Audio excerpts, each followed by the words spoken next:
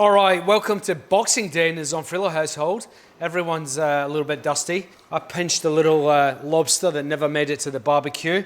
I've got some leftover turkey from yesterday lunch. So what I thought I'd show you is the ultimate Boxing Day lunch, which is a risotto of turkey and lobster.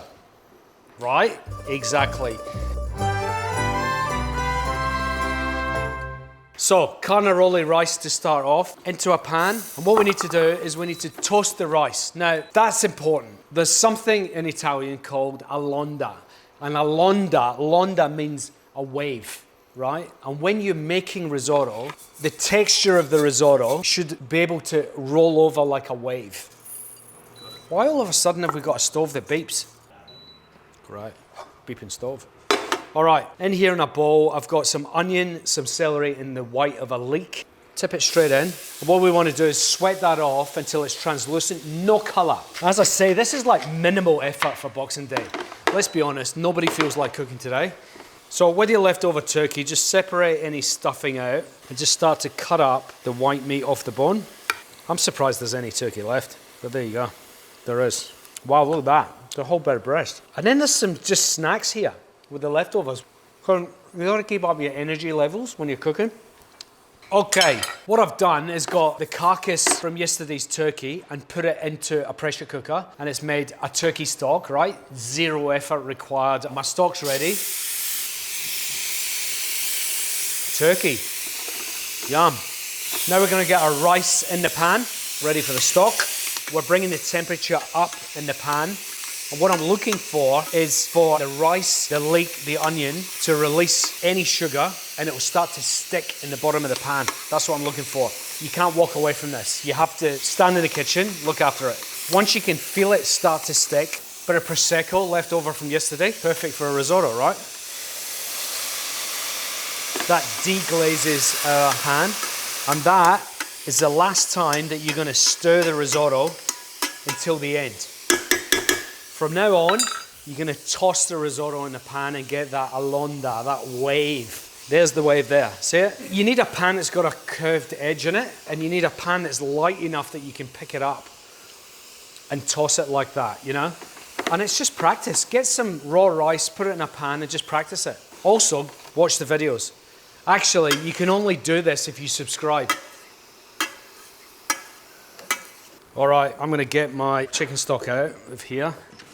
Chicken stock? It's not even chicken stock, it's turkey stock, for goodness sake. Just strain it off through a little strainer. Leftovers.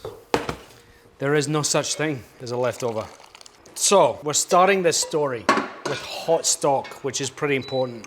What I'm doing is adding enough stock at a time for this alonda that I'm talking about, the wave. So we don't want it to be too wet and too watery, but at the same time, it needs to be wet enough to get that wave going. As you go along, you're just doing a little bit of stock at a time.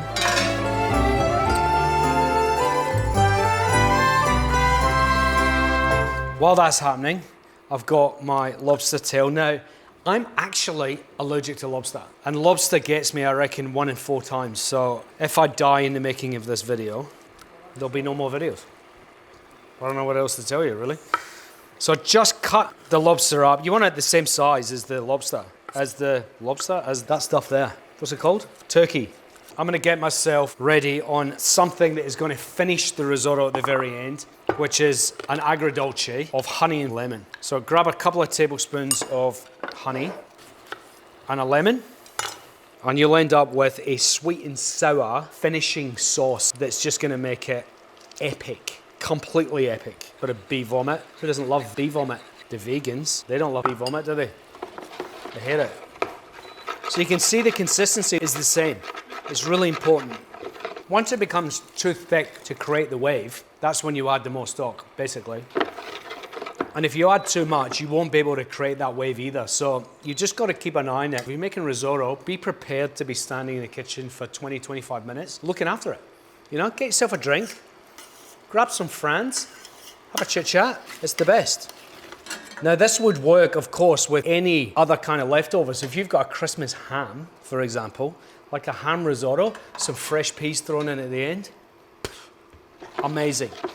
Who doesn't have Christmas ham in the fridge? Actually, we should have done ham. What was I thinking? What was I thinking?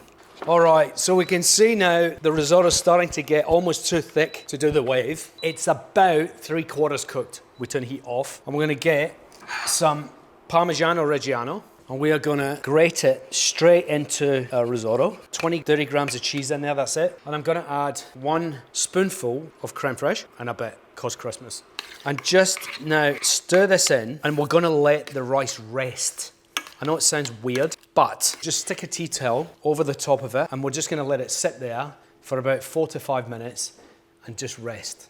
All right, so that's been 4 minutes resting. I'm now gonna turn the heat back on. I'm gonna add in my turkey and my lobster. Now the lobster, it's only gonna take 60, 90 seconds to cook, right? So now we're gonna add the balance to this dish, which is the agrodolce. Start off with a good couple of spoons. And now I'm gonna turn the heat off. I can see the lobster, it's already cooked. I can see it in the pan. That doesn't make you smile on Boxing Day. Nothing will, trust me. Now, risottos should never be in a bowl. Ever, never, ever, ever should it go in a bowl. Put it on a plate, into the center of the plate. And then what you wanna do is pat the plate down like that. And then we're gonna have a little drizzle of extra virgin olive oil just to finish it off. And there it is. It's Boxing Day leftover turkey and lobster risotto. And believe me, it's one of the best chili.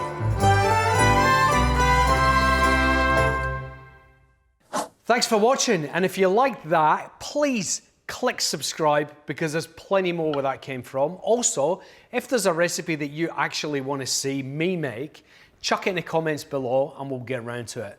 Thanks for watching.